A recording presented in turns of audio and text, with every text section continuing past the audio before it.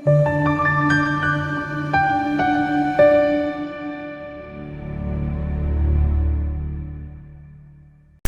kakulonde ngibusise sibonga nje ithuba elinqayizwe vele ukukhuluma nawe ku channel kama kupaswa ningi sibheka la nje iphupho njengelwayelo abantu abasubscribe abantu abalike abantu ababheka ama video abantu ababengamalunga le channel abantu abanikele ku channel ungaba imember ikhona ilink ungayisebenzisa ukuba imember uma imember umnikela ngemali engango-9 njalo ngenyanga siyakakhulu labo sebangama member babili bathathu.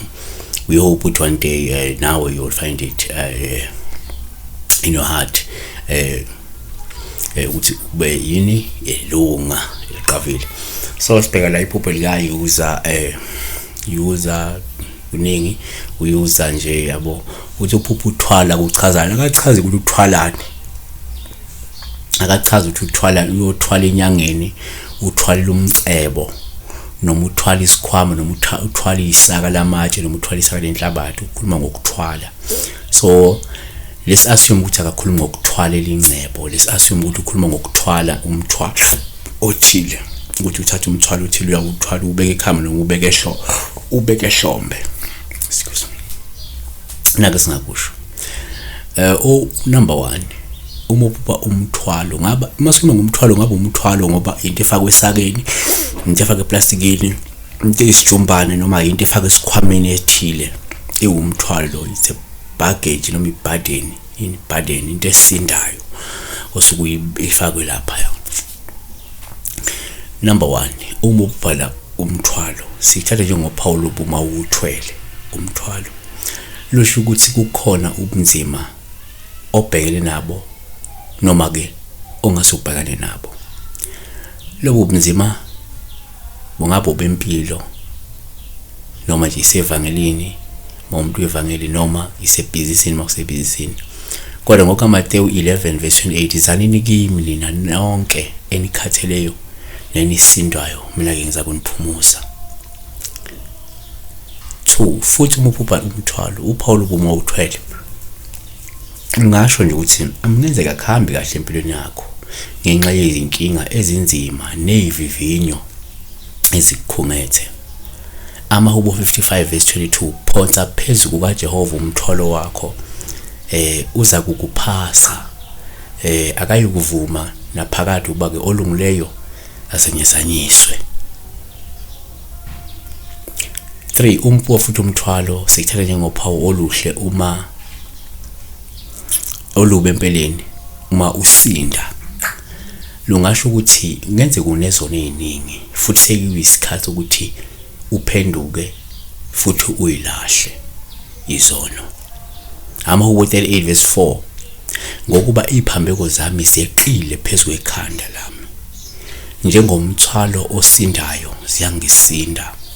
Okusho lento isho ukuthi kuyenzeka ungaphupha uthwele unomthwalo uphethe osinda kanti kusho ukuthi kuningi kakhulu kona nezono zenzayo njengamanje eseziphenduke zaba ngumthwalo phezulu kwempilo yakho nemikhuba emibi indlela ophila ngayo iletha inkinga eziningi empilweni. Ngenzeka sekunenkinga eziningi ozilethile seziwuxhaxa. Number 4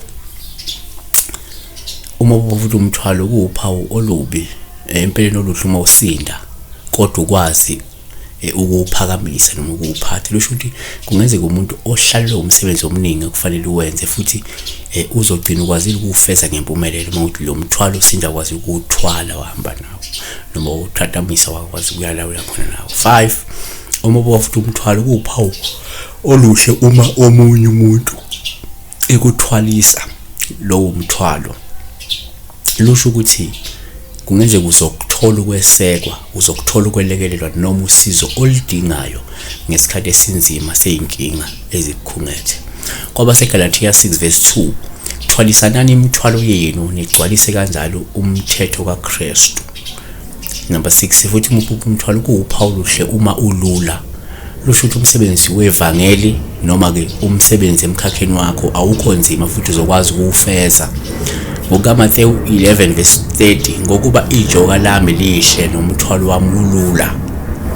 Futhi ngenzeka umuntu ongenzeka usevangelini kunento ezithile ngumfundisi into ezithile usenza evangelini noma uyinceke ethile into ezithile ezenza evangelini ukuthola kungekho nzima kangaka ukwenza futhi lokho, noma kusemkhakheni othile wempilo, kodwa lento obhekene nawo nezoba nawo uyakwazi ukufeza yabona.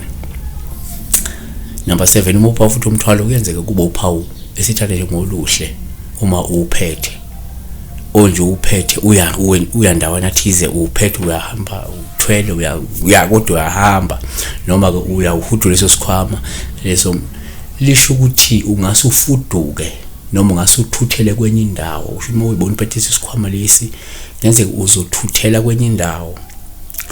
uJeremiah 10:17 uthi qoqa umshuqulo wakho ezweni wena ohlezi ezivinjezelweni. Izenzo 21:15 emva kwalezo zinsuku sabopha impahla sakhubukela eJerusalema.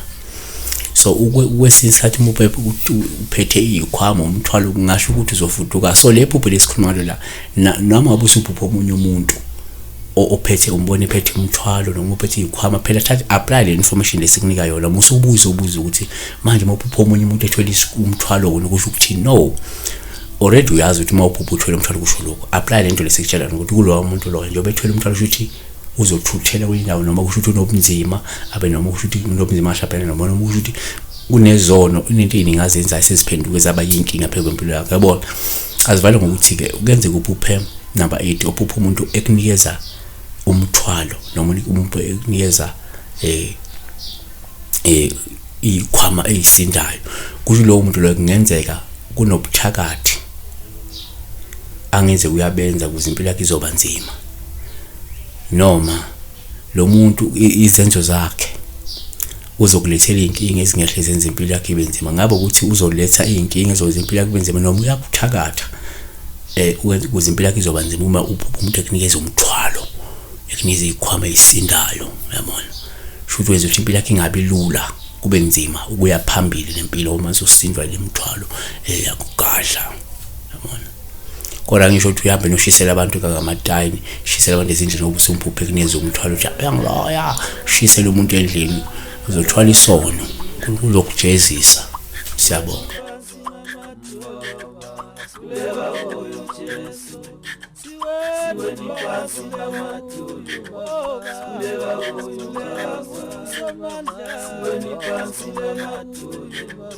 Kuleka kuyo Jesu.